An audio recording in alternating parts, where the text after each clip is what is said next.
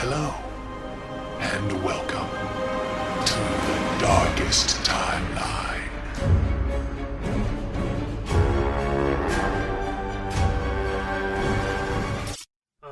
Film podcast. Hello there, Brynloft here. Just a little announcement before the podcast starts. Dylan messed up the audio, so the first half hour sounds a little bit weird is all.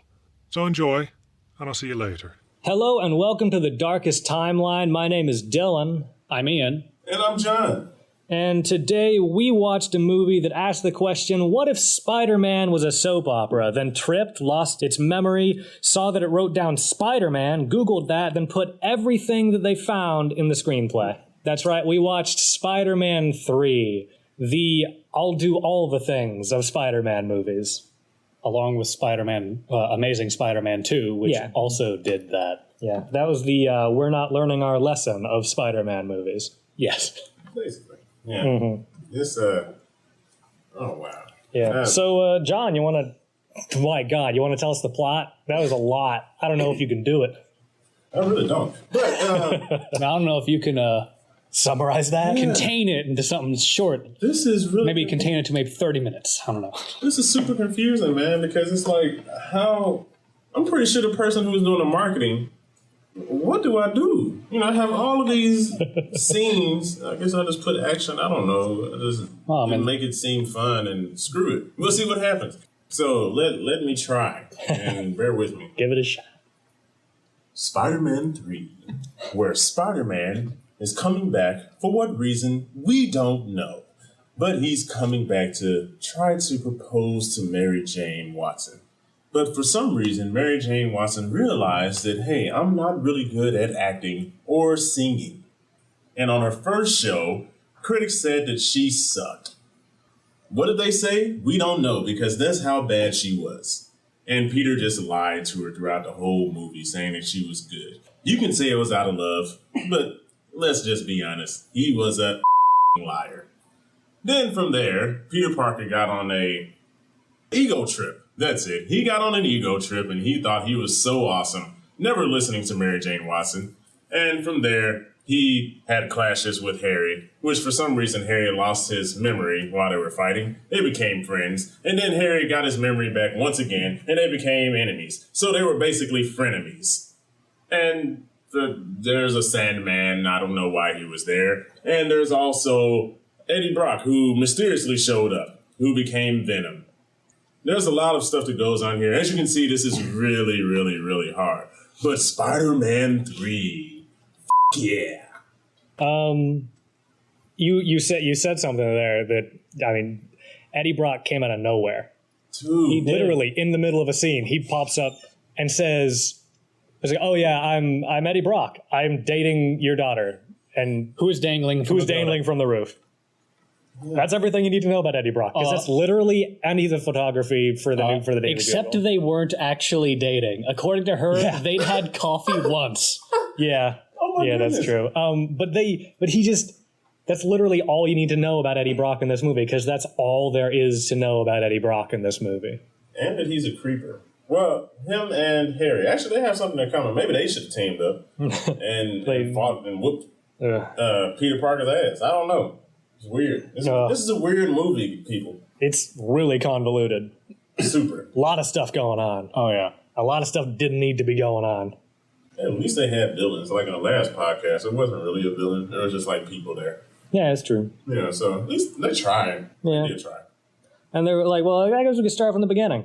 Last time on Spider-Man was the entire opening credits. The entire opening was just shots from the previous two movies. Like, if you're seeing this one without seeing the previous two for some reason, I don't know why you're in the theater, but hey, here you go. This is what happened last time. Here's a montage you won't understand. It doesn't have a whole lot of bearing on what's coming, but I don't even think any of it was in order.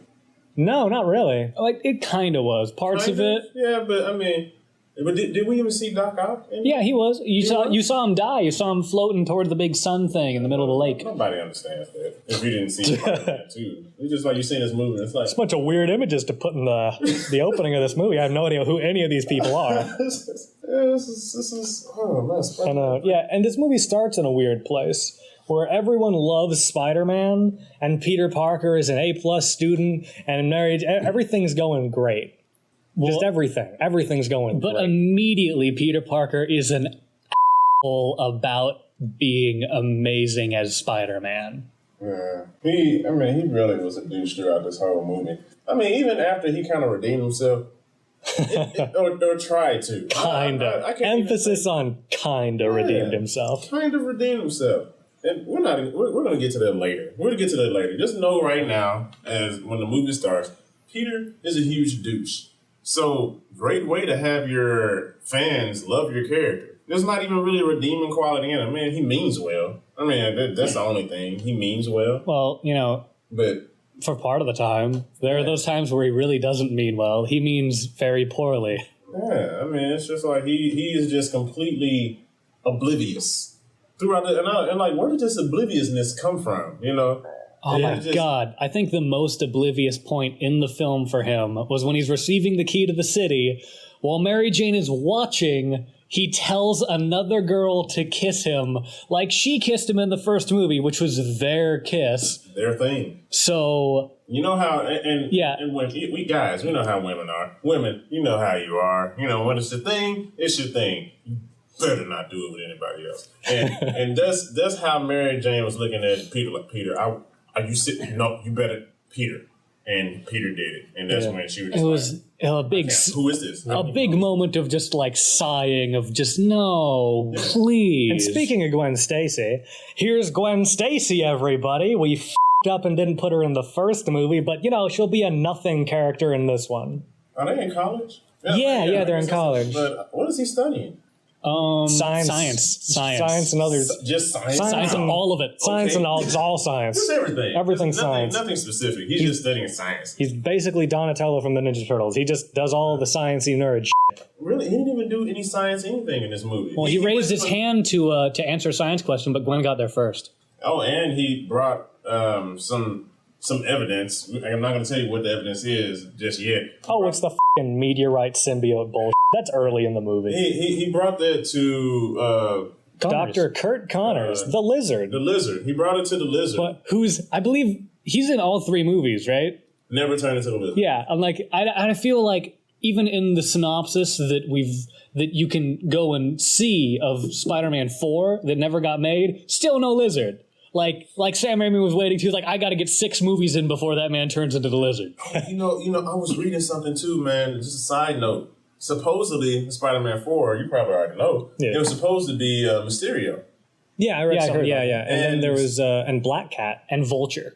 Yeah, I don't even know why Vulture. But he's a staple of Spider-Man. Vulture, but John Malkovich playing Vulture, I'd be totally okay with. But because I want to see that. Bruce Campbell was supposed to play Mysterio. I know, but which is weird because he was like this French guy, and all of a sudden it's like, hey, forget that he was a French guy. You might have forgotten, but he's in every single of Sam Raimi's Spider-Man movies. Really? Yeah, he's a different guy. In the first one, he's the ring announcer at the wrestling match. Right. Yeah. And what the hell is he in the second one? He stops Peter from getting into a play that Mary Jane is in. Well, he's one of the ushers. Yeah, he's one of the ushers, and Peter like lost his ticket, and then he's like, "I'm sorry, sir, you can't come in." Yeah. But I really like Bruce Campbell. No, he's awesome. Yeah. But the French one, being the French guy, that was his best one in any of these movies. The most memorable for sure. Oh yeah. Because he is a head French guy. But in such a short amount of time, he redeemed himself. He was really trying to help out Peter Parker. Propose to Mary Jane Watson with a crappy looking ring. And he kind of obviously made Peter know, like, hey, this ring is crap. Hey. That was Uncle Ben, the ring that Uncle Ben gave to Aunt May. They're poor. Speaking of Uncle Ben and Aunt May, why were they 80 years old? Because they were in the comics. But they would have had to have, like, even if whoever's was Ben's mother? Was it Ben's brother? Yeah, it was Ben's brother was Peter's dad. Yeah, and even if he was like 10 years younger, that would mean that his dad had Peter like their only child when he was like 45. Yeah. Or unless he was just a really old That's brother. pretty old. Yeah, it could have been just a really, really old brother. I mean, that happens. Maybe they're like half brothers. But I mean, they were full-on brothers. Peter's only supposed to be like 20 21 in this movie if he's in college. Meanwhile, Tobey Maguire was like 38. Good God. But he's supposed to be 21. I mean, his uncle is 60 years older than him. Oh my goodness! Yeah, dude, this was. I mean, at least But the new Mary Jane is like hot. You mean the new? Not Mary Jane. Aunt May. Aunt May. Yeah, they're like, we're gonna fix this. We're gonna make her the age an aunt is. Dude, it's like she's like in hot mid-30s, and it's like, oh my, or maybe late 30s. Well, I mean, I don't care. Well, even like, mid-30s, that makes sense because Peter's like 15 or something. So that would mean that she like the sister would have to have like had the baby when she was like 20 or something, which makes sense. She is distractingly hot. Distractingly. Well, yeah, she even distracted Tony Stark. But we're not talking about a good movie. Yeah. But distractingly. I mean, anyway. So. All right, so. Just so distracting. My first note, before the movie started. Before the movie started? Well, because I had to get it out of the way. Tobey Maguire sucks. A sucky Peter Parker. What did you say he looked like? As the movie went on, towards the end of the movie, I said that he's an ugly version of Woody Allen. Didn't you say Harrelson? I said Harrison, but I meant Allen. Oh, okay. I think he looks like an ugly Woody Harrelson. Both. It can work either way. Yeah. He looks like a less manly Woody Harrelson. Woody Harrelson looks better even without his hair. Well, yeah. Well, and Tobey Maguire is just... And Woody Allen... I mean, oh man, Woody Allen is a rough-looking dude anyway. No, well, see, that's what I meant, because Woody Allen is like... That makes more sense as an insult. Yeah, because Woody Allen is he's an interesting-looking guy. He's an interesting-looking guy. That's not saying he's ugly, that's not saying he's beautiful, but he's memorable. Now, an ugly Woody Allen, it tells you something. Isn't that the actor / director? Woody Allen. Yeah, you're right. Yeah, with the glasses. The one you look at and go, huh? The one that has all the stuff against him from his own daughter, right? Yeah, let's. So Spider-Man 3. I'm just trying to make sure I'm on the right guy. You're on the right guy. Ding. Okay. You're right. You're very right. And then after the montages, I guess get back to the beginning of the film. Cool. Then a play starts. Oh yeah, kind of. I didn't even. Yeah, because y'all not talk about that. Yeah, sorry. Okay, this is Act 3 of a play. This is clearly Act 3. Peter comes in and the play is not started. Clearly, the play is not started. And then he comes in and the room darkens. He was late. The room darkens and the thing opens up and it's just like black or star-looking in the background and a weird staircase and Mary Jane in a white dress in the staircase doing a song about love. I'm like, this is like a cabaret, not the beginning of a play. And oddly, there was clapping after she finished her number. Oh no, she didn't finish it. Someone else was singing that.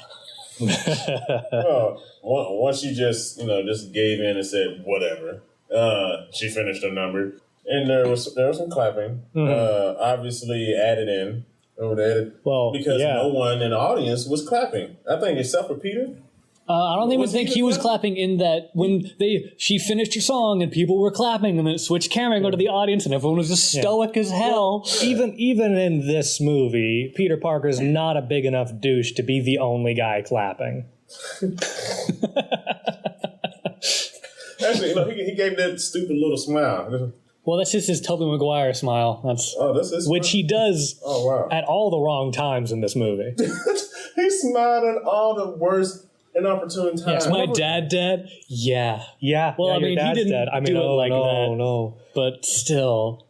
Yeah, like Kristen Dunst, she wasn't singing. She made it look like she just smiled and mimicked the words, mimed the words. She wasn't singing. Well, she might have been singing, but if she was singing, it was heavily processed and done in a studio somewhere else. Well, okay. She was not on that stage singing. Well, yeah. Okay, yeah, you're right. Okay. And then when they leave, we're really going scene by scene here. When they leave, we got scene by scene notes. That's why. Yeah, well, just for the first half, then it gets more vague. When Peter specifically leaves the play, he runs into Harry. And he's like, oh, I need to talk to you. I need to explain things. And how long has it been since the second movie that this is like the first time he's tried to bury the hatchet with Harry? After Harry tried to have him killed in the second movie, then figured out it was him and was like, my life is turned upside down. This movie has a very, very, well, I feel like this whole trilogy has a very difficult time with time.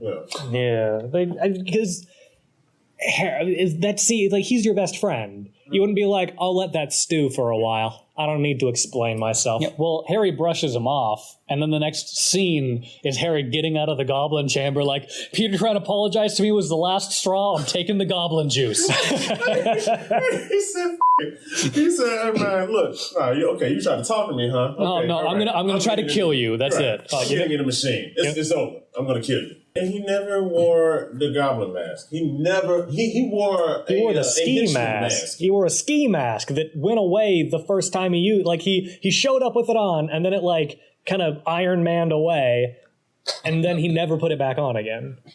I'm sorry. If you can see my face, listeners, I'm just so confused. I'm so perplexed because it didn't make any sense. Nope, it didn't. Okay.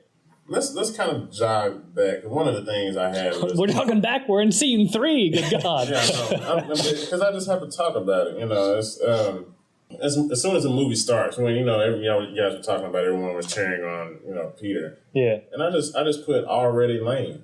Already ... lame. Oh, yeah. I said, because of there's these newspapers, and it says, what a man. And there's another one that says, along came a Spidey. And, God. And... even the kids weren't even really that impressed when they were like, he was looking up at himself.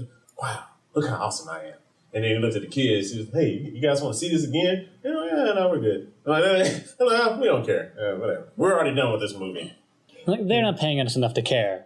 Actually, that should have been a red flag. Once the kids left, and like, we're done.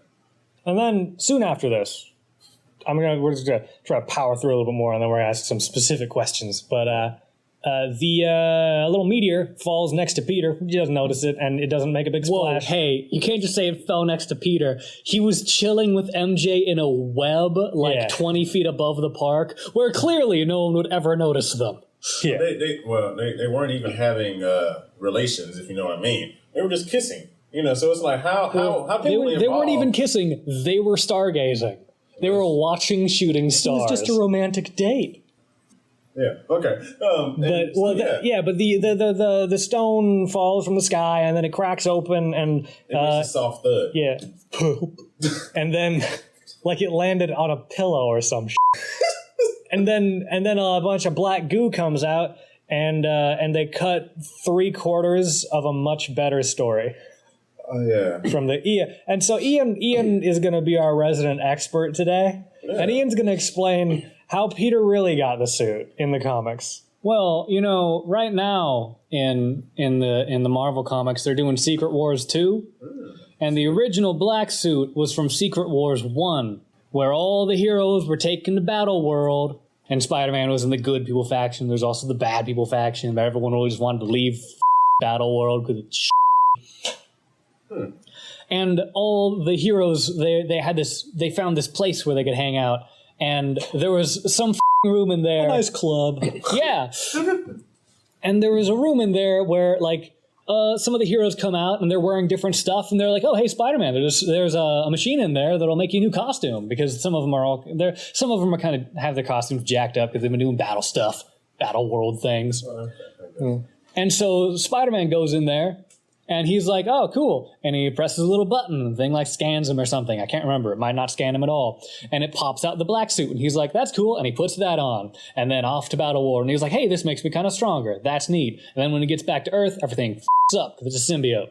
Are there symbiotes on everyone else's costume? Nope. That was the suit that the machine decided would be best for him at the time. And it was. It made him stronger. It worked. But then he left Battle World with an alien suit on, and things got hectic.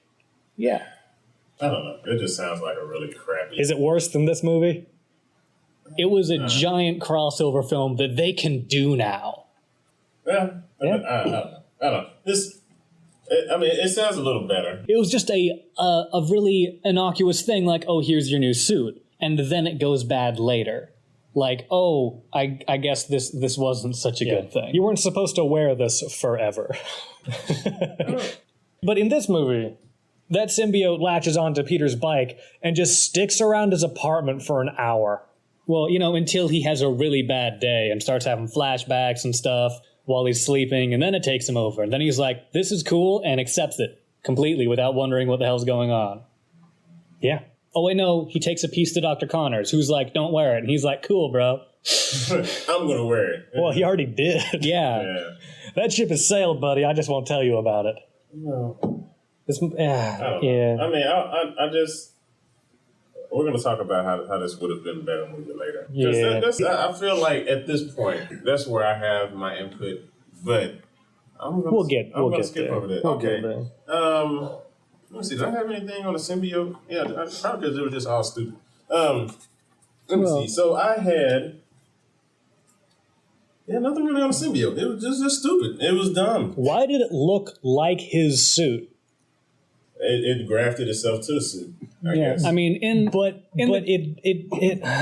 comics, it never does that. In the comics, it didn't look exactly like his suit. It was like completely black, and it had like white patches on the top of his hands where its webbing came out. Well, I mean, it just had a white thing, and it didn't have all the web shit on it. Well, they had to sell toys, so you have to understand. Well, yeah, but they could have sold toys. They sold toys of that for years before this movie came out. And you know what didn't sell toys? This movie. Well, no, actually, this movie made more money than any of the other movies in this trilogy. Probably because because it made money off of me too. Yeah. Because it hooked me in with the Venom thing. You know how many people love Venom? Yeah. But then Venom is a huge. Their Venom is horrible. Their Venom is small and he's petty. Oh yeah, that Venom sucks. Well, I mean, Venom's always petty, but this one was small. This one was just he was a normal human-sized Venom. And he had a weird face. Yeah, and a weird face. And Venom needs to be a hulking character. Yeah, I hate it. Much like the Hulk. Okay, so let me actually use some brain cells. And actually, it's a bad idea, John. It's a bad idea. We do that. We use those later to fix it. Well, no, you don't want to run out. It's weird because, that's one of the things I hated about this movie when I first saw this movie. And I was like, why is Venom the same size as Spider-Man? He's supposed to be a threat. He's supposed to be this huge, menacing Hulk-like version, but just like of Spider-Man. It's like the worst case scenario if Spider-Man went bad and took steroids. Yeah, I mean, well, if they did that, then they would have had to have him be the sole villain of the movie, and they couldn't have that. Okay, I'm gonna save. It's hard. I'm gonna save my recommendation on how to fix this for the end of the movie. I mean, for the end of the podcast. Okay, and then, let's jump ahead. And all of a sudden, there's this new guy. Somebody new. So we already have right now, we have Green Goblin Jr. New Goblin. Baby Green Goblin. Yeah. Oh, yeah, that's what they call him, New Goblin. Yeah. That was I seen the toys. New Goblin. That's so stupid. Anyway, you have Baby Goblin. That makes more sense. Baby Goblin. And you have, I don't know, Eddie Brock, whiny, and the guy from, you're talking about horrible casting. Let's just jump to that. The guy from the 70s show. Topher Grace. Which 70s show? That 70s show. And it was just awful cast. I like the guy. Hey man, Topher Grace, if you listen to this, man, I like you. You're a great guy. He's not bad. And he's also not listening to this. He was horribly miscast. You should have been like, going by the comics, the guy they chose for Flint Marko should have been Eddie Brock. Who? The Sandman. The guy who played that guy was a much better build for Eddie Brock. Yeah, he was buff, or at least bigger. You had Topher Grace, who was skinnier than Peter Parker. It was just like this. Who is this dude? Yeah. Really? Anyone who's seen that 70s show has seen Topher Grace with his shirt off, and that he's a stick. He's a stick person. An embarrassing stick. Yes. I don't know if they thought, like, hey, let's get 70s show fans. And they probably did. And that's probably why this made so much money on accident. Dude, I liked that 70s show. And when I saw that casting, how old was I when this came out? What year was this? Like 2006? Something like that. I was like 16. I try to forget. We were in high school. And I was like, I don't get it. I don't know why when I saw it, you do that. I said, no, that makes no sense. That makes no, unless he's going to buff up. But, around the time, no one was really buffing up for comic book roles, not like they are now. And it just didn't make sense. But going back to this new guy, so all of a sudden, hey, let's throw in some new person. And he escaped from jail. How? Nobody knows. I guess at this point, through the door. Yeah, he just walked out. I guess hey, did someone just? Okay, so let's chase after him. So you have these prison guards who have no guns. They just have flashlights. I think they had guns. I think they were holding guns. Well, in a prison, you're supposed to have even people with snipers. Well, that wasn't even in the prison because that was after he went to see his family in the city. So he'd gotten out into the marshes after that. Something like that. I don't even know. It was just crazy. So this new guy, spoiler alert, Sandman, hasn't become Sandman yet. Flint Marko goes back home to grab his iconic shirt. Because, hey, we wouldn't know who he is without his reverse jail cell shirt. I don't know. It's like green and gray. It's like Actually, green and kind of puke green. I don't know. It's too green. It's an ugly shirt. Man, that shirt is ugly. That's the only shirt you can grab. He just went home and he was like, I got to say goodbye to my kid and I got to go grab my favorite shirt. My two-tone green. This is my lucky shirt. So he went home. His wife is like at him. Well, he's a criminal and he escaped from prison. Yeah. And I guess at this point, we didn't know if he was telling the truth or if he was lying. He was like, hey, it's not my fault. Whatever. And she wasn't trying to listen to him. You jerk. You get out of here. Don't you dare touch your daughter. And I'm sitting there thinking, did he rape somebody? Like, what happened? Oh, my goodness. Like, what is he? I mean, because honestly, when we first saw him, when he went to go see his daughter, he was looking very creepily at his daughter. And I was just like, okay, this is kind of weird. I meant to write that down. I was like, is this turning into a thing? Like, this is weird. No. This movie is not rated a hard R. Yeah, but see, he quickly fixed it because I saw his face and he actually softened and it was like showing a speck of a father's love. And I was like, okay. Oh, hey, guess what? That made him the best actor in the movie. You know what? I don't know, though. Either it's for me, it's in between him and J. Jonah Jameson.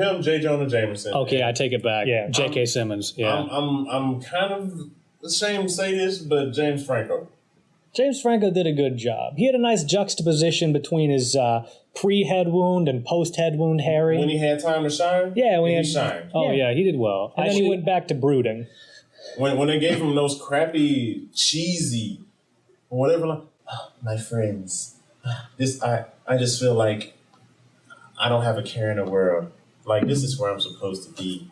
And it was just... They're my best friends. Yeah, and he just gave his cheesy smile like, And I don't know if it was like him or the director. Oh, no. I just realized this was on single direction for the last half hour. Oh, man. What were you saying? What? What were you saying? Well, you just broke everything. Sandman? Yeah, man. He escaped and somehow, I don't even know how, they didn't care to explain. He ran across and fell in some hole. Somehow he ran across some science project. It's government secret. Maybe he ran through Area 51, Area 55 or something like that. In New York. Yeah. And it was weird. It was like, and when he fell in there, they were like, hey, there's a disturbance. There's a whole bunch of scientists in this room. And they were going to electrify sand. Why? I don't know. They're not explaining why. Experiment was supposed to do. It was supposed to... Nobody knows. I think they said it was... I think when the scientists were talking, they said something about how it was supposed to dematerialize things. But there was nothing in that pit to dematerialize. It was just sand. It's pretty small already. Yeah. Yeah, they were using the wrong substance. Yeah.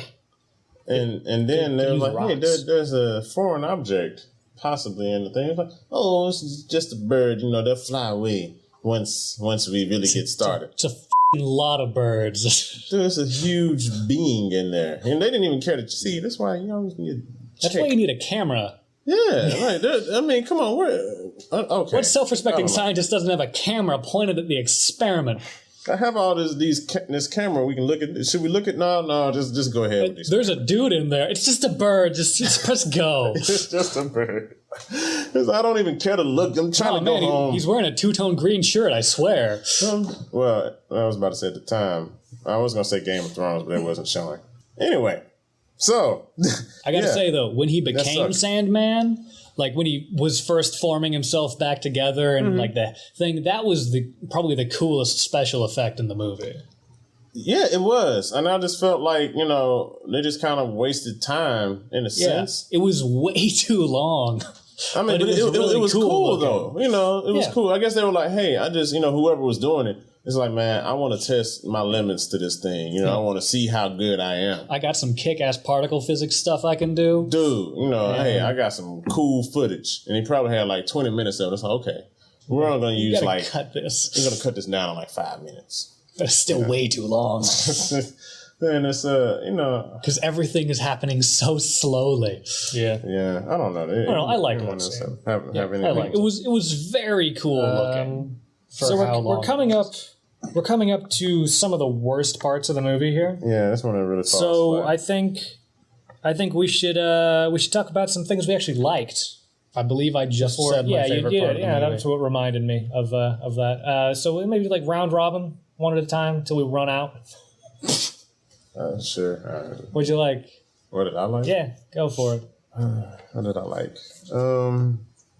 I liked the black suit Spidey. That was cool. When he wasn't with the mask off and the hair. Only with the mask on. Only with the mask on. When he took his like mask, edgy Spider-Man. Yeah, and it's not actually. You know what was cool? That reminds me. This is what was cool. When they got those pictures, when he got Eddie Brock fired, that was funny.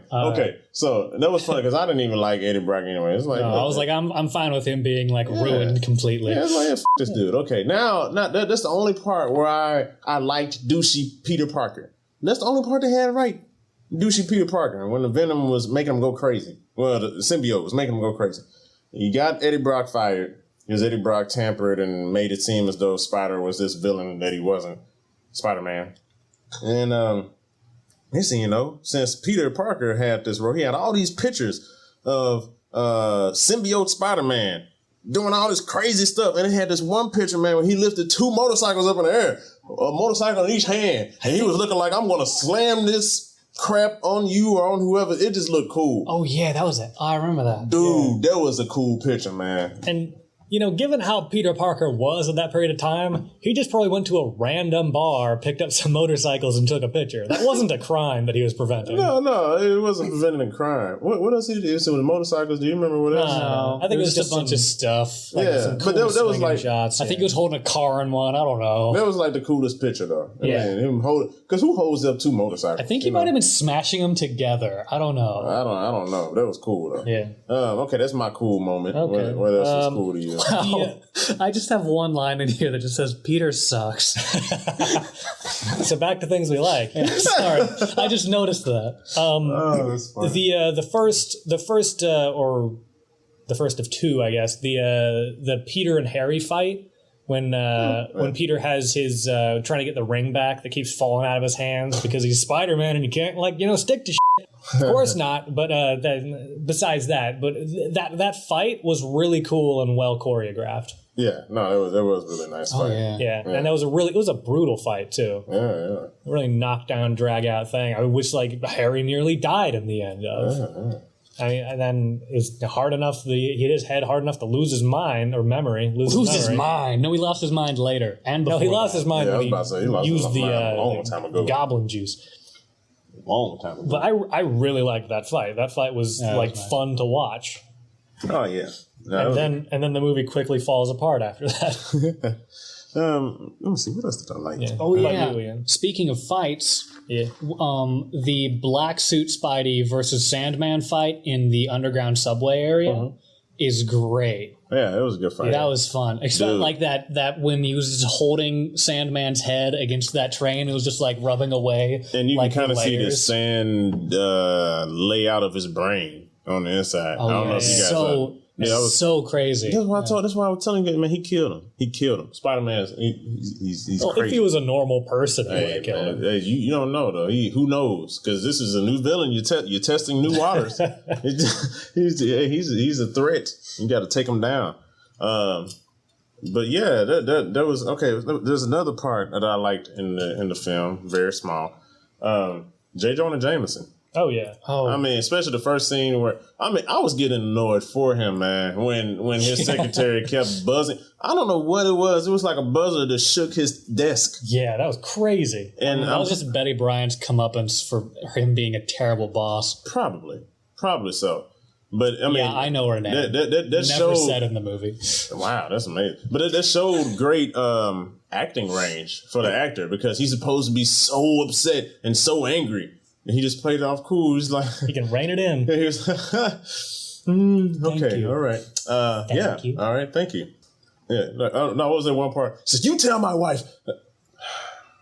Thank you. Because it was his blood pressure, right? Right, yeah. And he had like a dozen pill bottles on his desk. No, he had like 24. It was a ton. He was taking drugs. That's what that was. He had an insider. But that's my second part that I liked. Anybody else? Anything else cool? We already talked about it, but Bruce Campbell is great in this movie. Yeah. No, he's amazing. As this little French guy, he was specifically a Bruce Campbell-sized French guy, not a little French guy. Well, shut up. I would say, tying into that, I would say that all the very Sam Raimi moments in this movie are very good. When you could see that, like, Sam Raimi created a scene to be a funny Sam Raimi directed scene. Oh, yeah. All those like the nice little character moments, like the thing with Bruce Campbell, were the good parts of the movie. Oh yeah. And then so much. You got anything here?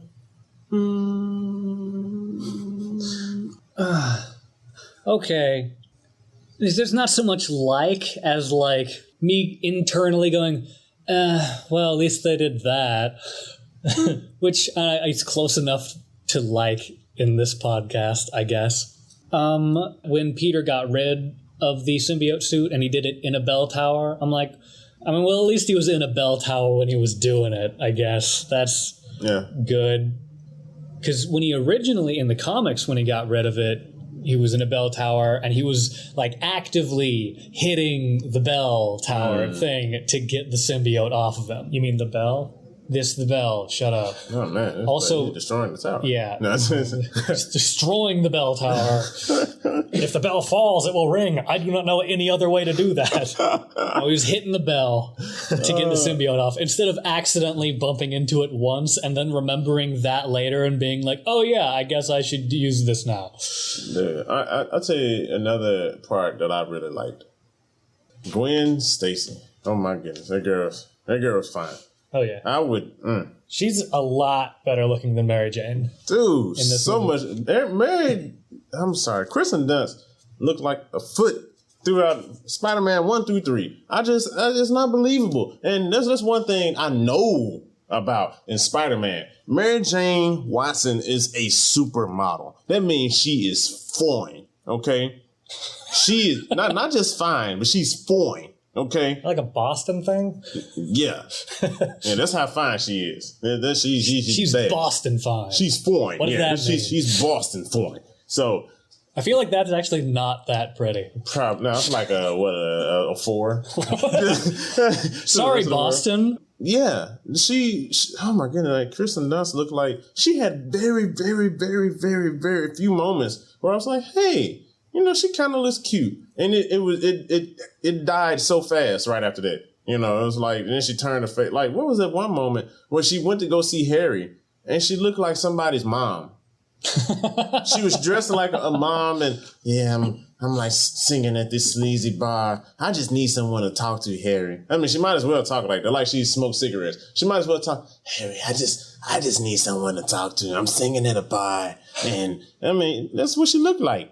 She looked like an ugly foot. That is some rough stuff towards her. I'm sorry. Kristen Dunst, you're a decent actor, but... Now, speaking of the way she was dressed, there was a lot of this movie felt like it was trying to be the 1930s. A lot of it.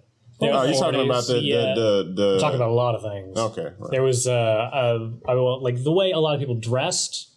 Mary Jane, a lot of the times she seemed like she was 1930s. There was that play that she was supposedly in was a very like Fred Astaire type thing that seems like pretty soon there was going to be a bunch of dudes in top hats coming down those stairs too, you know? How did they get the stairs there? They built them. I don't know. That is crazy. That is a huge prop. That's Broadway. That was the only scene in the play. Then...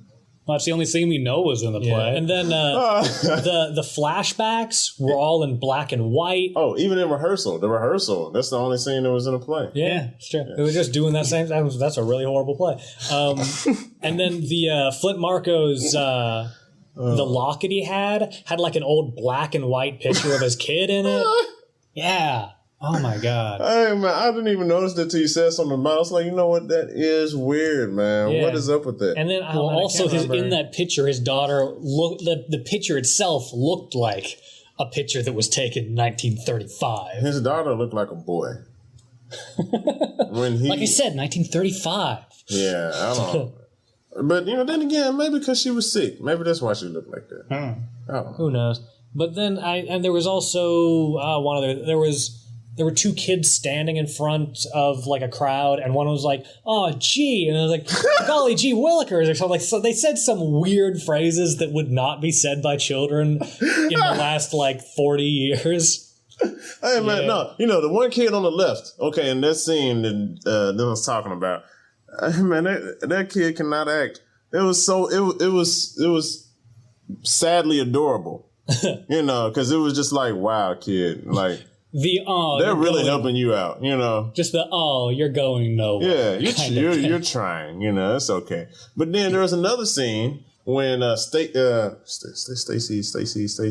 Stacy. I was about to say Stacey Dash. No, I was about to say let Stacey Dash fall. Don't save her.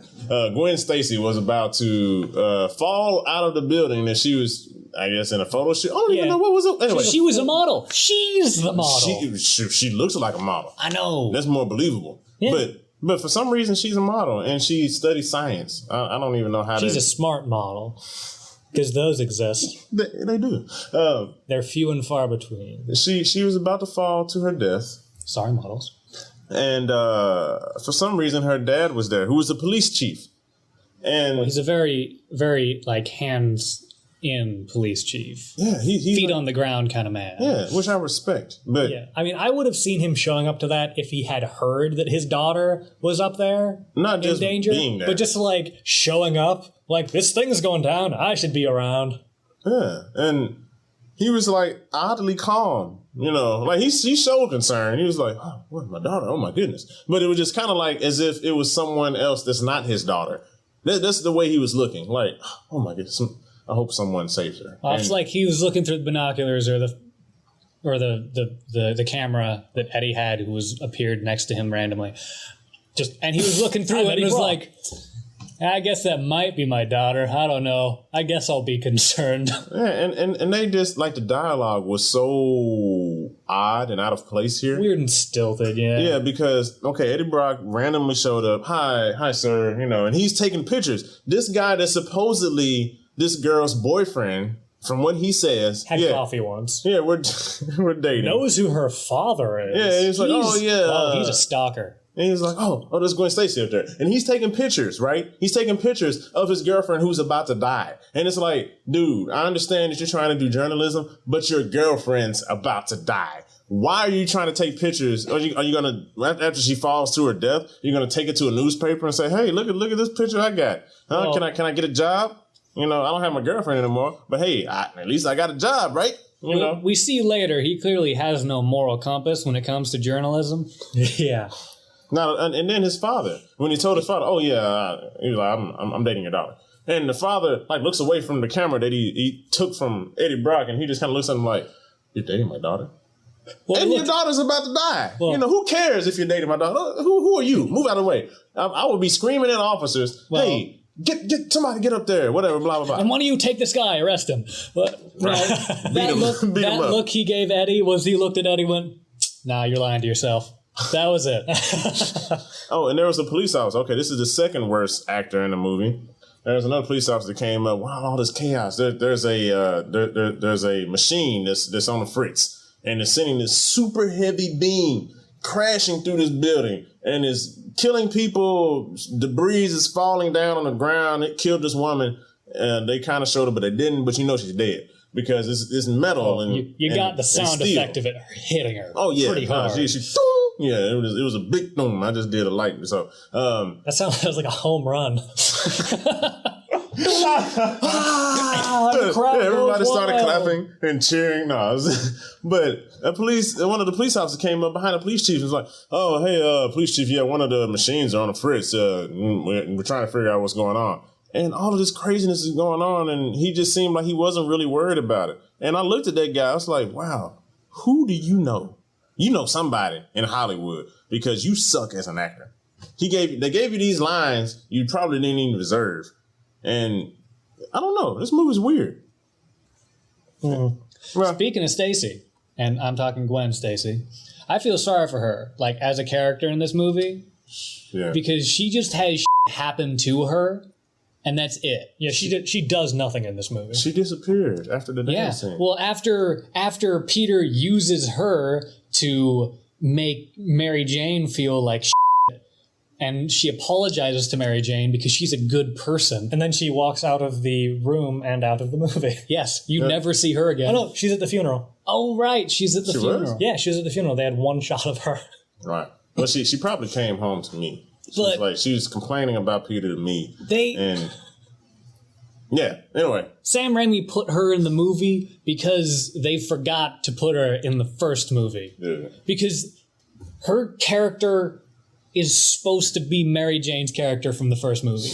Like, even when Mary Jane fell off that bridge in the end of the first movie, remember that? Mm-hmm. And Peter catches her, like after Goblin threw and Peter caught her. Mm-hmm. In the comic books, that's when Gwen Stacy died. Like, Peter caught her and her neck snapped back and broke in the comics. And Peter has her down there, and people are gathered around, and he's blaming himself, like, out loud. So and he's just like, I killed her or whatever. And everyone's like, he killed her. And then he goes out and does, like, the whole Goblin thing that happened in the movie that actually happened in the comic. That's cool. Yeah. But, I mean, he comes back later because no one dies. No. Except Gwen. Yeah. Wrong person died. But, I mean, Gwen is the person, because for years in the comics, she was his girlfriend, and she was the person he was going to spend the rest of his life with. And then he was in a real dark period, and then he started dating Mary Jane. Oh, so she was a rebound girl. She was the second choice, basically. And every once in a while in the comics, he'll have like a thing happen, and he'll be in a funk about Gwen Stacy, and this just like, I should have been with her kind of thing. That's awful. Because, she was the love of his life. Oh. And she died. Yeah. Well, can't they do... Okay, that's another topic. All right. Then they put her in this movie as a throwaway character. And I'm like, that is just such a disservice to the character. Hey, man. Gwen Stacy was fine. So, she looked great. So a little later in the movie, the second fight with between Peter and Harry happens, and Peter throws a bomb at Harry. Harry throws a bomb at Peter, and Peter throws it back. Yeah. He could have thrown it away from them both, but he threw it back. No, he was emo at the time. Hey, Harry started it, man. Okay. Harry started. You shouldn't throw a bomb at me if you ain't ready to take your own medicine. But anyway, that bomb goes off, and we don't hear from Harry for half an hour. Yeah. But then it comes back, and Peter shows up at Harry's place like, I need your help. I know I just disfigured you very recently, but Mary Jane's in trouble, and Harry turns around, and he's got a big old scar on his face. And his face is disfigured. And then Peter leaves, and then Harry's butler pops up, and he's like, by the way, Harry, so Peter was totally telling you the truth about your father. It was really his fault he died. These past 20 times when he was trying to convince you. I really could have popped up and told you all this a lot earlier and saved you a lot of grief and scarring, but here's the information now. Just to move the story forward. I'm going to tell you this now. It's like, come on, man. Harry did not start that fight, I don't think, because Peter went to his house. Oh, well, see, no, yes, he did. He antagonized Peter. Yeah. And that caused Peter, because he was saying, oh, man, I kissed you, and it tasted like strawberries. Oh, yeah, that was... something like that. But that was... Well, it was... I say Harry... I would still say Harry picked that fight, because Harry He broke forced Mary Jane to break up with Peter, and then showed Harry up to some dark stuff. Yeah, and then Harry shows smart, up to though. a diner with Peter and tells him that he's the other guy. Dude. And then Peter shows up at his place later, like you f***ed up, man. I'm coming after you. F***ed up by f***ing with me. You ain't getting out of this. Hey, man, that was kind of funny. Even though that was messed up, like, Harry was a douche in the majority of this movie. Oh, he was conniving, though. But James Franco, I was like, man, you know, I put something about James Franco in here. What did I say about it? I said, surprisingly, some of the best acting James Franco has ever done. Ever. Because every other movie after this I've seen James Franco, he sucks. And I don't care if you hear this, James Franco, you suck. Oh, wow. You're a good person. I see that you do nice things, but dude, you don't even try in movies, man. It's just so sad. Anyway, back to Spider-Man. Well, I mean, you're not trying to say that you hate James Franco. You're saying that he needs to try harder because he has it in him. Well, That's you know what? I'll give you this, James Franco. You're better than Channing Tatum. That's saying a lot. Channing Tatum has some pretty good comedic timing. Yeah, comedy, but that's it. Yeah. Not in a serious movie. Have you seen G.I. Joe? Yeah. We don't talk about those. Yeah, I can't wait till that pops up in the podcast. Oh, dude, it was Eventually. awful. But, anyway. And then there is a 20-minute fight. There's a 20-minute fight that means nothing. Yeah, the entire last act of the movie is a fight, practically. You know what? Harry ends up finally coming to Peter's aid. When Peter, basically, he was getting beat up so bad by Sandman and Venom. Now, both of these guys, really, Peter needs help fighting them, even when he's by himself. That's how bad these dudes are. He's fighting them both, and at the same time. And finally, Harry comes at the very last minute. And Sandman is, slamming his big fist against his chest. And his ribs are cracking. Yeah, this is me imagining because he's smashing the crap out of Spider-Man. Yeah, well, I feel like Sandman's heart wasn't really in that fight because he really had no reason to be doing any of that. Not really, yeah. I mean, Eddie just came to him just like, you hate Spider-Man 2, let's do this. And he was like, no, Spider-Man 2 was a good movie. Well, I mean... well, it seemed like he didn't have really anything to do. He was like, yeah, I'm tired of this dude trying to stop me. Let's just kill him. Or whatever. Yeah. But anyway... in Flint Marco's mind, Spider-Man is stopping him from saving his daughter. Yeah. So he's like, hey, it's a necessary evil. Flint Marco is the most interesting character in this movie. He's just not given time to progress in his story. Outside of Harry to me. Yeah, Harry could be a pretty interesting character. But Harry does have some great stuff. But Harry comes and he basically saves the day for Spider-Man. Major player in the last fight. And ends up sacrificing himself, to save Spider-Man. His best friend, Peter Parker. Now they're best friends again. See, frenemies and now they're friends. They call each other buddy during that fight. Yeah, I'm like, they have that weird instant rapport. Yeah, all of a sudden, all this crap before. Hey, buddy, hey, pal. We're really good at doing double team moves now because we've never done this before. They were doing that as if they've been practicing. Harry, formation B. Hey, man, it was crazy. So, I have something to say about this scene. So, after Spider-Man is finished fighting, I'm kind of jumping ahead, but... Are you? It's the 20-minute fight that we're in. Yeah, I know, right? Mary Jane's down there comforting Harry the best she can. Peter comes down there. This is the most emotional and possibly heart-wrenching scene, which could have been that much more emotional and impactful if they would have probably just focused on that. But again, I'm not going to worry about at this moment what I would have fixed. But this would have made a bigger impact if they would have done it differently. They just, I put down, they attempted to put some heart into it too late. It was too little too late. It was too late. I mean, it's like I see what they were trying to do and I get it just because you already have an attachment to Harry from 1 through 3 and Peter and Mary Jane. But it was just like, man, all this crap that happened before it didn't really build as well as you would have hoped towards this final scene, the final act. Well, Harry didn't have to die. He got stabbed And then Mary Jane was like, we can get you help. And he's like, no, just stay next to me. And then Peter walks over and he has that big talk with Sandman, like that really long talk with Sandman. And then they go over and talk with Harry more, and then Harry dies. He could have been saved. You know that there were ambulances on the street below them. If they just like took Harry down there, Harry's fine. Well, maybe not fine, like he has to go through some surgery, but he's going to live. See, I think Harry probably was thinking like, hey, man, okay, one, I'm crazy. Okay, I talk to mirrors. Well, he got over that. I talk to paintings. He talks to his father inside of mirrors. It's fine. It's fine. It's really okay. Yeah, I think he might have gotten everybody over does it. that after the bomb somehow. He seemed pretty okay after the bomb, aside from being more broody. Yeah, that's true. He didn't really talk to mirrors or paintings anymore after that. Probably the heavy drinking took that out of his head. Yeah, true.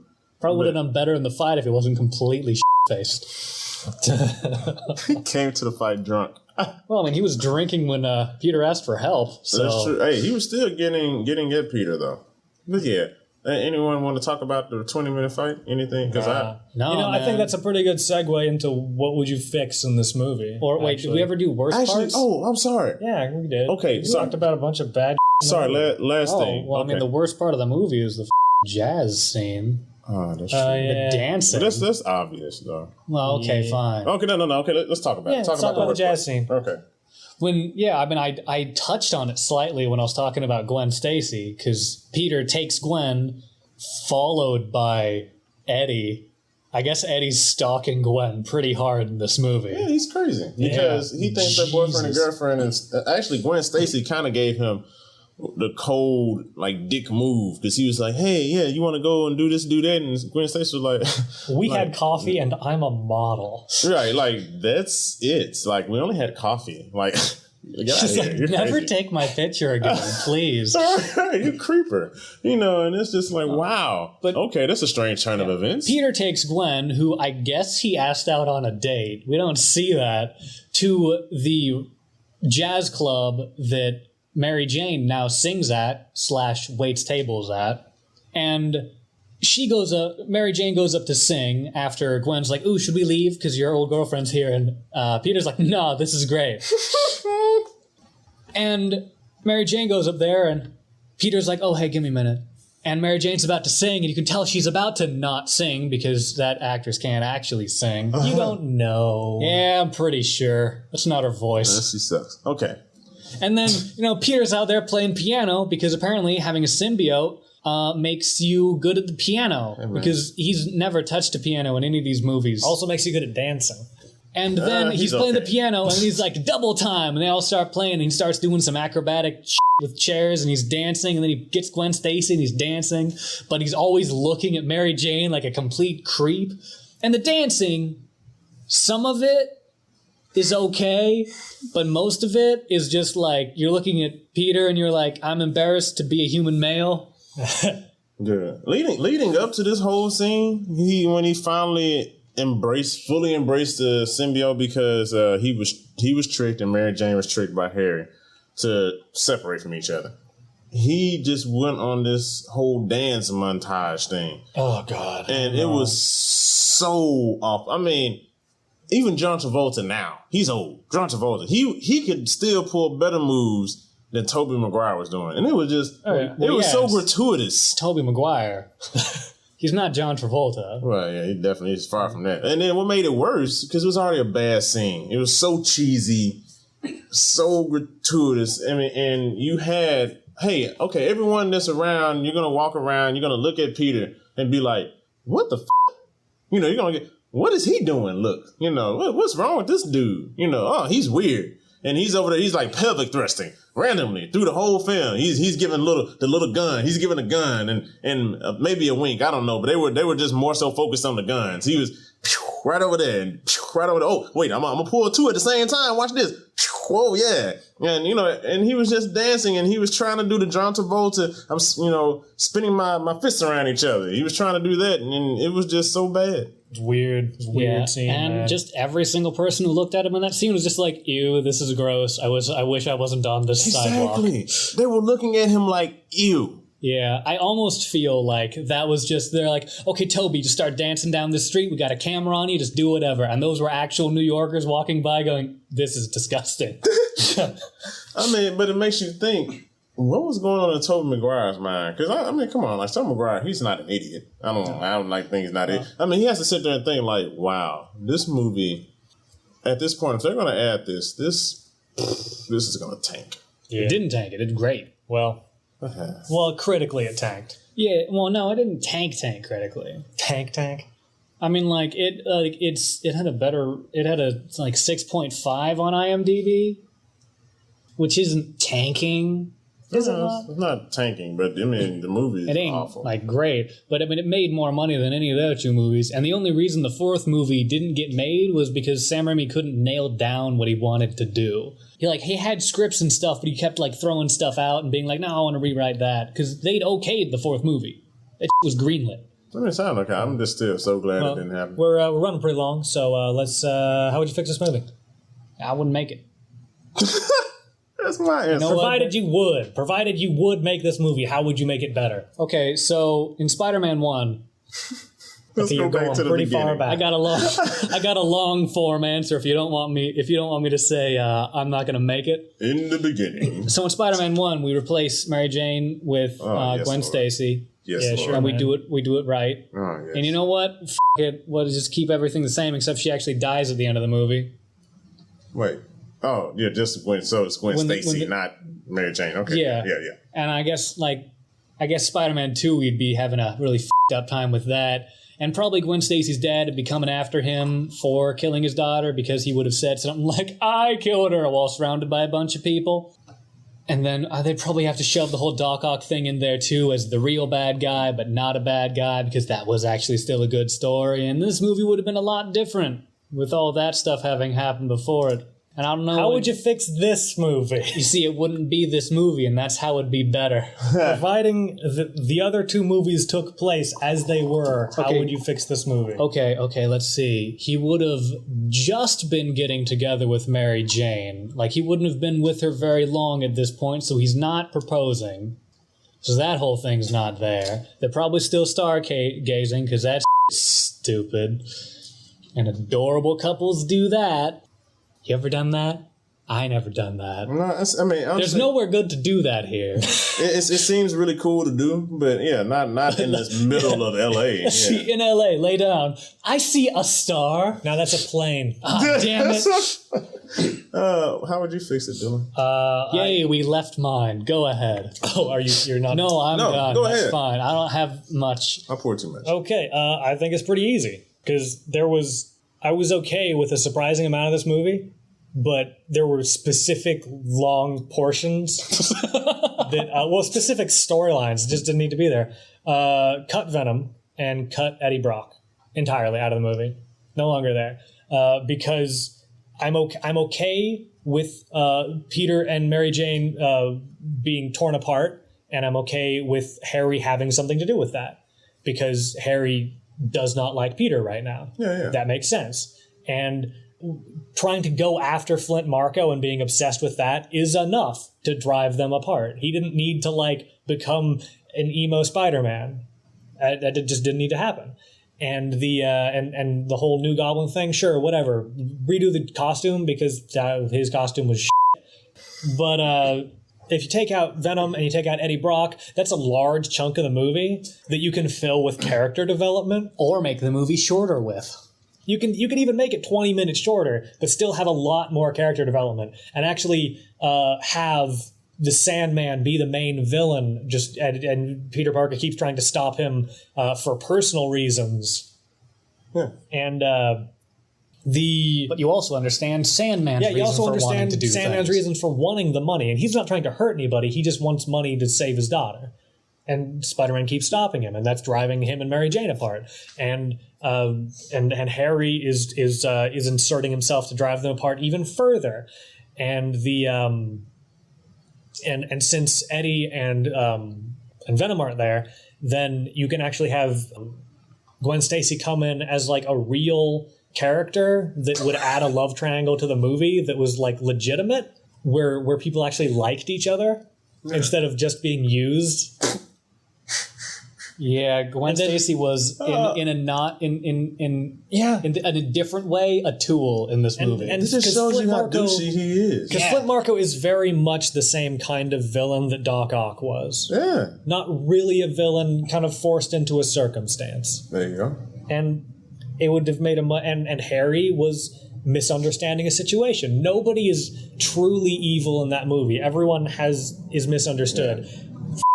Eddie is evil from start to finish. He is not a good person in any way. No, even in the comics, he's not a good person. Well, but he's always a bad person. He's always a bad person in this movie. Always. Yeah, he's true. always a dick. That being said, Peter's always a dick in this movie, and I don't think he should be that big of a dick. He becomes less a dick near the end. It's too little too late. He would be less of a dick, and it would be other things that drove them apart. Also, Mary Jane isn't an actress, or at least she's not a stage actress. Maybe TV or movies. I'm fierce. No. Anyway, but that's how I'd fix it. Yours was better than mine. How would you fix it, John? Oh my goodness, how would I fix this? Okay. I would have one villain and stick with it. Not 5. Not that there were 5. I'm exaggerating, but 3 is exaggerating enough. You can't. Even in Spider-Man 2, the new reboot, they tried 3 villains again and tried to lie to the audience. They say, oh, we've learned from our mistakes this time. This can work. Blah, blah, blah. No, it cannot. I knew it couldn't work. And I didn't want to go see the movie, but I did. And it was better than this, but it still sucked. So in this movie, it sucked because there was no character development. The only character development was Sandman, and that was just a little bit. You know, could have used a lot more. It could have, man. You could have really felt for this guy, and you only really understood him towards the end of the movie, where it was again too little, too late. Yeah, I mean, and whatever. But just like Dylan had a good idea. Yeah, I didn't have any of that. Yeah. Just stick with Sandman, or for me, because I love Venom so much, just have it. I mean, because just marketing wise, you can sell it so well. With if you did Venom right? If you did Venom right. Like, have a bulky dude. Hell, have Tom Hardy play Eddie Brock. I mean, even though he probably wasn't even known around that time. But he was acting in Britain, and he was a much smaller dude. Well, in America, he wasn't known. I mean, like, physically, he was a smaller dude. Yeah. He would have grew like 3 feet. That's crazy. Not what I meant. He was a leprechaun before. He was so small, but then he grew up. Yeah, I mean, either or just have it just be strictly Peter, Harry, and Mary Jane. That's enough of a love triangle, and then you throw in Gwen Stacy that then mixes it up. So just like you said, Dylan, I agree with that. I mean, that would have been awesome, but they didn't. They tried to do too much, and it was for me. My pick for this movie to fix this movie, my preference would just be Spider-Man and Venom. Just have them go at it. That would have been so awesome. If they did it right, this would have been my favorite movie. This would have absolutely been my favorite movie if they would have done Venom right. Yeah. And even just, you can have your emo Peter Parker. No, you can't. No, you don't. Not this emo Peter Parker. but no, this a darker Peter Parker. Not really emo. Just darker. Angry. Angry. Upset. Trying to figure out his emotions. Like, wait, whoa, this isn't me. What's going on? Kind of how he was doing, but you need a better actor for that. Well, also not straight up emo.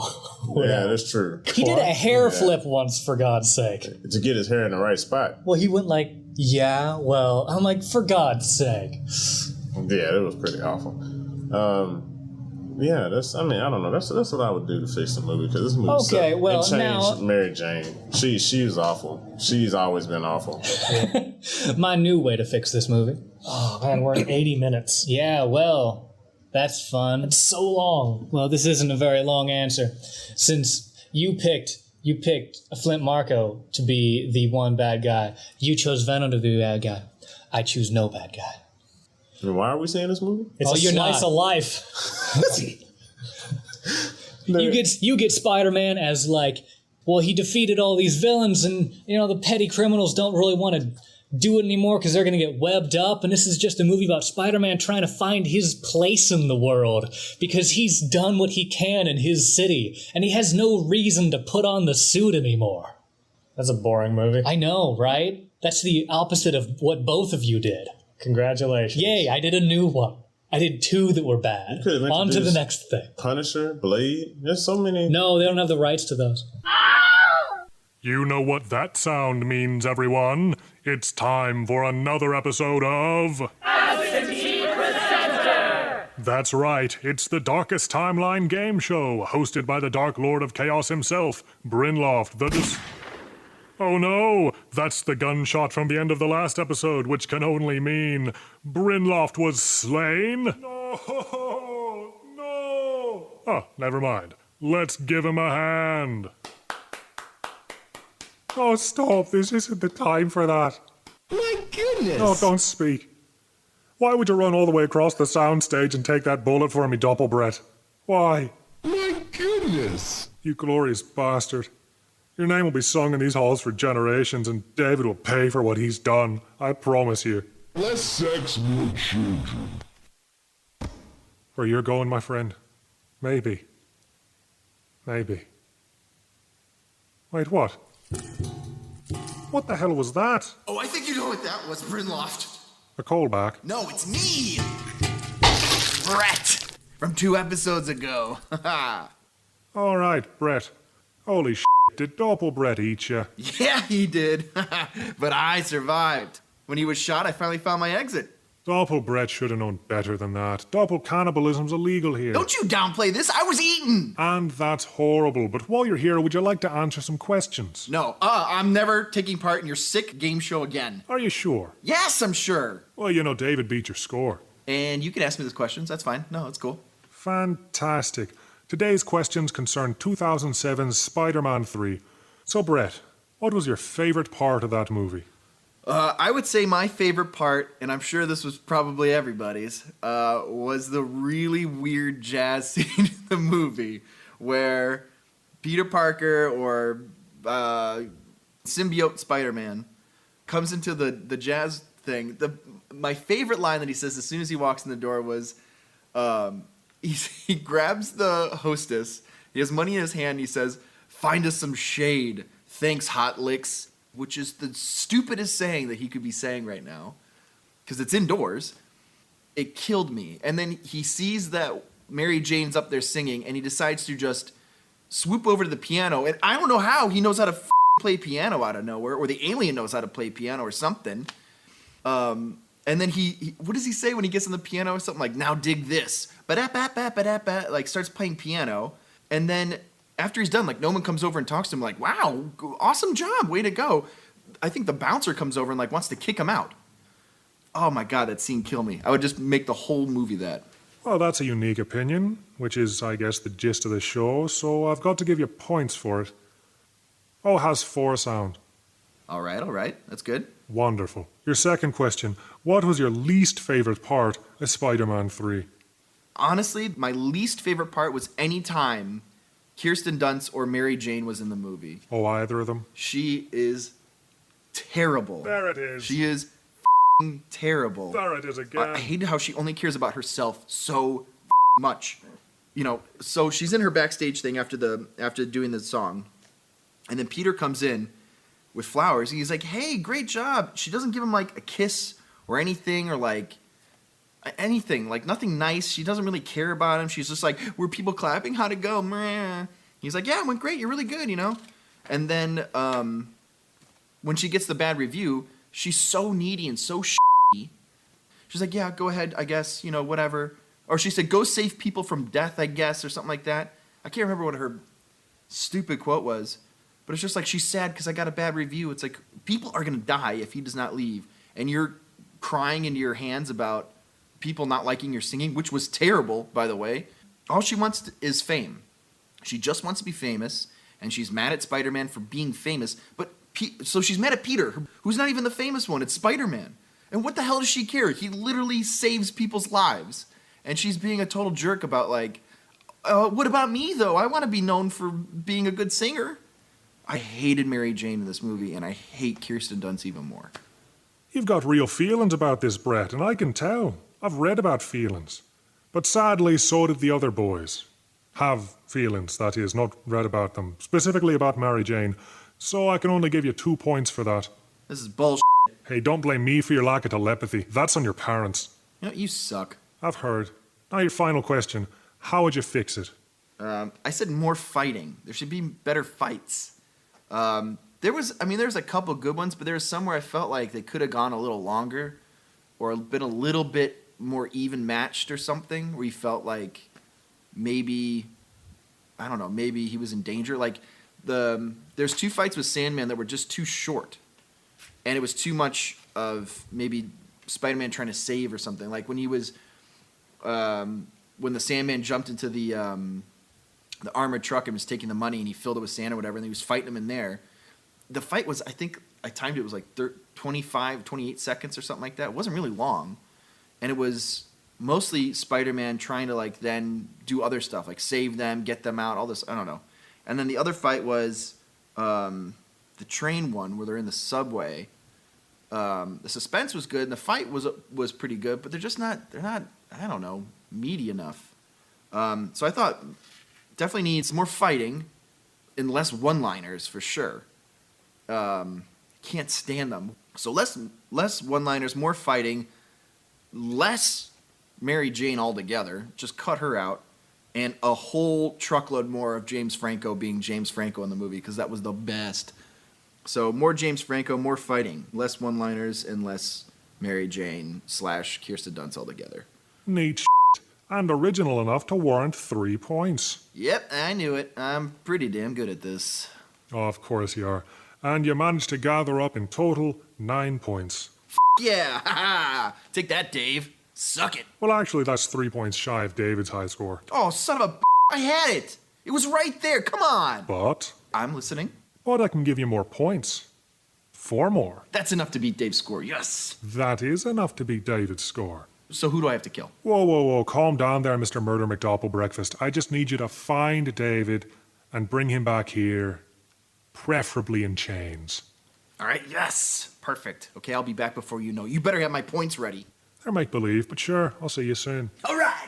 Yeah, I'm going to be the champion. Champion.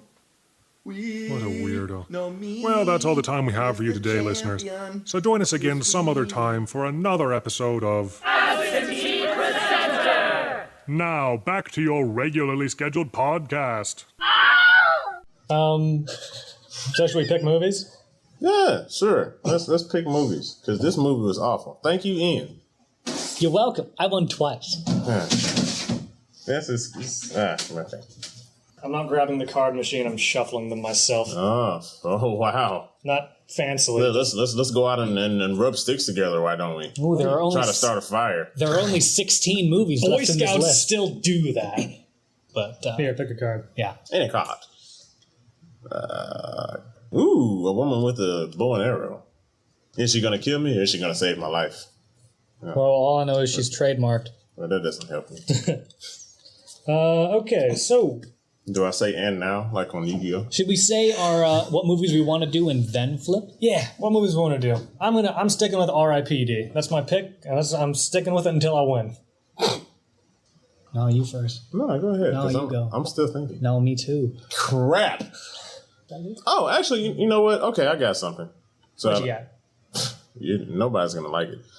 Dragon Ball Evolution. It's been a long time since That was I saw one of the that ones movie. I was thinking about. No, You know? I'm sorry. I understand. I understand, because I've seen that movie. So I hope I don't win. Okay, well, in that case, Howard the Duck. I haven't seen it before. All so, right. okay. I don't think I've ever actually seen that movie. Yeah, I haven't seen it. I don't think I have either. He looked interesting. He looks like an interesting character. I hear it's a terrible adaptation, because I know he's supposed to be a detective. Right. And from what I've seen of that movie, he's not a detective. I haven't even seen the movie in period, so I don't I've seen like a trailer. Maybe Ian wins again. Okay, let's see. Cheater. Who's my Bond? Who's your Bond girl? Does it say who's my Yeah, Bond? it says the names and stuff. I hope it was Halle Berry. Okay, Paula Ivanova. Paula Ivanova. From what? A View to a Kill. Okay. She looks okay. Well, what's your number? Or your What? I'll lose. 4. What you got? I have Rubovich. That's a beautiful name. Beautiful name. Yeah, for a Bond girl. Yeah. From The Living Daylights. It's a 6. Let's see. 6. I have Major Anya. Oh, it's a major. It's a high Major card. Anya Amasova, played by Barbara Bach in 1977's The Spy Who Loved Me, which is a queen. We finally see R.I.P.D. Booyah. Oh, David will be happy. The voting block wins. Sorry, the block of 1. I meant to say my character was Fiona Fullerton from 1985's A View to Kill. Which lost. Lowest on the totem pole. Ah, well. Great. Okay. Well, that's, I guess next week we're going to be watching R.I.P.D. Ripped. And I don't know who's going to be here that week, because we seem to have a rotating cast. And, I guess we'll see you then. Yeah. Go to DTLPodcast.com and visit us on Twitter at DTLPodcast, Facebook at DTLPodcast, because they do that now. We use hashtag DTLPodcast on Twitter and Facebook. And like and subscribe on Google Play and iTunes. Forgot the name. That's weird. That's so and forgettable. other fine services you can find us on probably. Maybe. And you can find links to all those on DTLPodcast.com. So go there. Do that. Yeah, all right, bye. You're trash, Brock. Excuse me? Your picture's a fake. Oh, Parker, you are such a Boy Scout. When are you going to give a guy a break? Look, I'm begging you. If you do this, I will lose everything. You should have thought of that earlier. What are you doing, Peter?